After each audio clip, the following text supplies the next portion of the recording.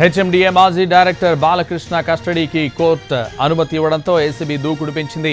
ఆయన పనిచేసే సమయంలో ప్రాజెక్ట్ ఫైల్స్ అన్ని పరిశీలించనుంది. హెచ్ఎండిఏ నుంచి ఫైల్స్ తెప్పించుకుని విచారణ చేపట్టాలని నిర్ణయించిన ఏసీబీ ఫైల్స్ ఇవ్వాలని హెచ్ఎండిఏ అధికారులకు లేఖ రాశారు.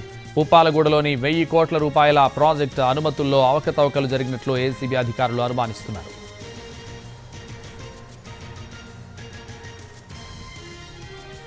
హెచ్ఎండిఏ మాజీ అధికారి బాలకృష్ణ అక్రమాస్తులు తవ్వే కొద్ది బయటపడ్డాయి. దోచుకోవడంలో ఆయన సరికొత్త రికార్డులు సృష్టించారు. బాలకృష్ణ ఇంటి వైభోగాన్ని చూసి ఏసీబీ అధికారులకు మైండ్ బ్లాంక్ అయింది. ఆయన ఇంట్లో 30కి పైగా ఐఫోన్స్, 31 ఐప్యాడ్స్ దొరికాయి. అత్యంత ఖరీదైన అంతర్జాతీయ బ్రాండ్లకు చెందిన 120 వాచ్లు స్వాధీనం చేసుకున్నారు. 50కి పైగా ఆస్తుల డాక్యుమెంట్లు గుర్తించారు. 90 ఎకరాల భూమి, ప్లాట్లకు సంబంధించిన పత్రాలు స్వాధీనం చేసుకున్నారు.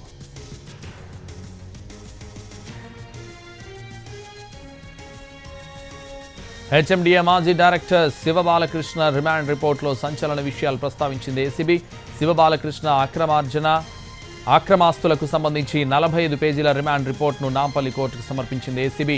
శివబాలకృష్ణ ఆయన కుటుంబ సభ్యులతో పాటు బినామీల పేర్ల మీద విల్లాలు, ఫ్లాట్లు రిజిస్ట్రేషన్ చేసినట్లు స్పష్టం చేసింది. మొత్తం 18 ప్రాంతాల్లో సోదాలు నిర్వహించామని, 50 ప్రాపర్టీస్ డాక్యుమెంట్లు, 90 ఎకరాల ల్యాండ్ పత్రాలు సీజ్ చేశామని తెలిపింది.